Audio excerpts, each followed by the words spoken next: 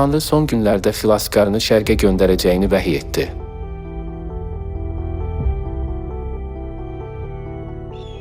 Şərqdən bir yırtıcı quşu, uzaq diyardan niyyətimi yerinə yetirən adamı çağıran mənəm. Mən bunları dedim, mütləq yerinə yetirəcəyəm, mən niyyət etmişəm, bunu icra edəcəyəm. Şərqdəki yırtıcı quş, xilaskarın şərq ölkəsində bir insan kimi görünməsi və Tanrının planı olan qurtuluş işini yerinə yetirməsi haqqında peyğəmbərlikdir.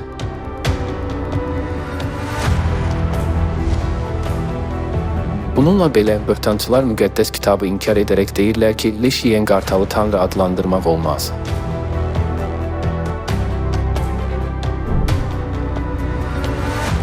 Müqəddəs kitabı tədqiq etsək, görərik ki, Tanrı bizə müxtəlif məsələlər vasitəsilə öz xüsusiyyətini tanımağa imkan verir. Müqəddəs kitabdakı məsələlər asanlıqla başa düşməyimiz üçün bir şeyin xüsusiyyətlərinə işarə edir. Deməli, məsəllə verilən heyvandan Tanrının müqəddəsliyini tapmağa çalışmaq məntiqsizdir.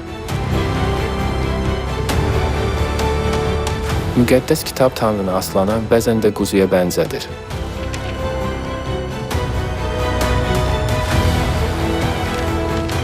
Bəzən üzüm tənəyinə və ya məbədə.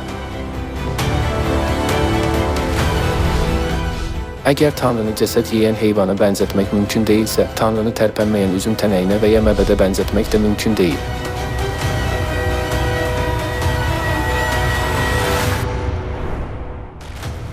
Böhtançıların Tanrını leş yeyən qartala bənzətməməliyi təkidi məntiqdən kənardır.